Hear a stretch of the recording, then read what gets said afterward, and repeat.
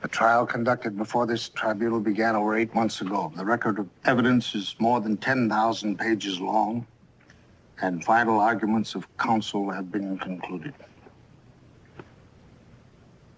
Simple murders and atrocities do not constitute the gravamen of the charges in this indictment. Rather, the charge is that of conscious participation in a nationwide government-organized system of cruelty and injustice in violation of every moral and legal principle known to all civilized nations. The tribunal has carefully studied the record and found therein abundant evidence to support, beyond a reasonable doubt, the charges against these defendants.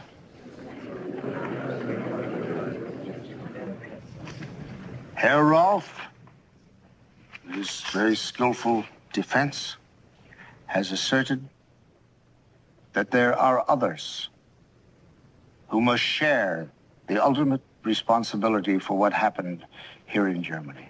There is truth in this. The real complaining party at the bar in this courtroom is civilization. But the tribunal does say that the men in the dock are responsible for their actions. Men who sat in black robes in judgment on other men. Men who took part in the enactment of laws and decrees, the purpose of which was the extermination of human beings. Men who in executive positions actively participated in the enforcement of these laws, illegal even under German law. The principle of criminal law in every civilized society has this in common. Any person who sways another to commit murder, any person who furnishes the lethal weapon for the purpose of the crime, any person who is an accessory to the crime is guilty. Herr Rolf further asserts that the defendant, Janning, was an extraordinary jurist and acted in what he thought was the best interest of his country. There is truth in this also. Janning, to be sure, is a tragic figure. We believe he loathed the evil he did.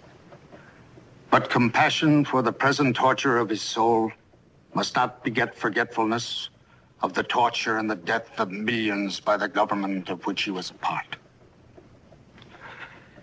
Janning's record and his fate illuminate the most shattering truth that has emerged from this trial.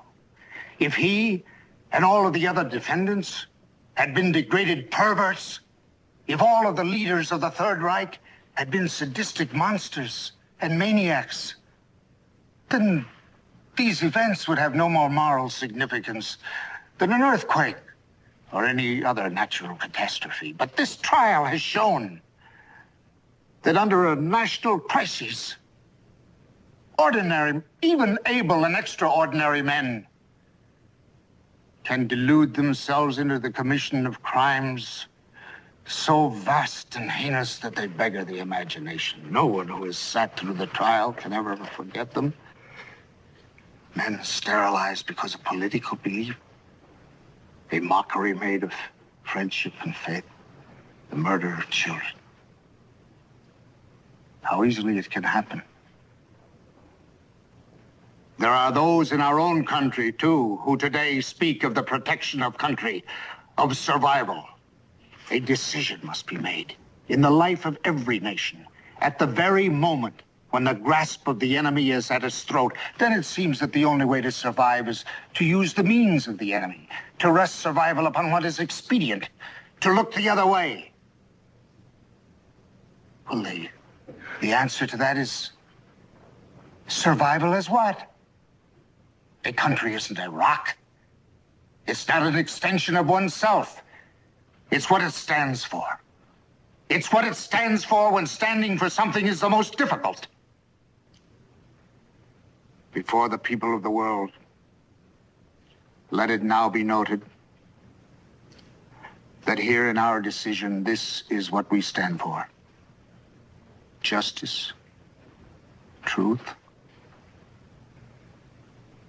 and the value of a single human being.